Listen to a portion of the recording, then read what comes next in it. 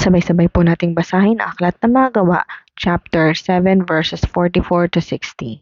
Kasama ng ating mga ninuno sa ilang ang toldang tipanan na ipinagawa ng Diyos kay Moises ayon sa anyong ipinakita sa kanya. Minana ito ng kanilang mga anak at dinala-dala habang sinasakop nila ang lupain ng mga bansang ipinalupig sa kanila ng Diyos sa pangunguna ni Joshua. Ito'y nanatili roon hanggang sa kapanahunan ni David.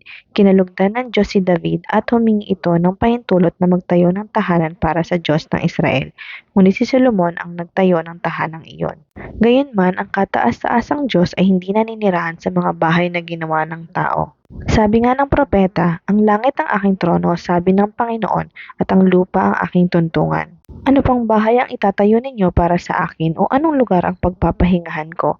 Hindi ba't ako ang gumawa ng lahat ng ito? Napakatigas ng ulo ninyo, ayaw ninyong magbago ng inyong kalooban, ayaw ninyong dinggin ang katotohanan mula sa Diyos. Kung ano ang ginawa ng inyong mga ninuno, iyon din ang ginagawa ninyo ngayon. Lumalaban kayong lagi sa Espiritu Santo. Sinong propeta ang hindi inusig ng inyong mga ninuno? Pintay nila ang mga nagpapahayag tungkol sa paborito ng matuwid na inyo namang pinagtaksilan at ipinapatay. Tinanggap ninyo ang kautosang ibinigay ng Diyos sa pamamagitan ng mga anghel, ngunit hindi naman ninyo ito sinusunod.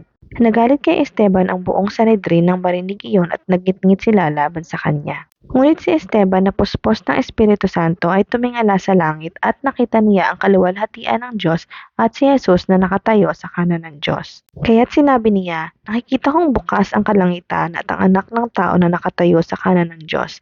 Tinakpan nila ang kanilang tainga at nagsigawan pagkatapos sabay-sabay nilang sinugod si Esteban at kinaladkad palabas ng lungsod upang batuhin.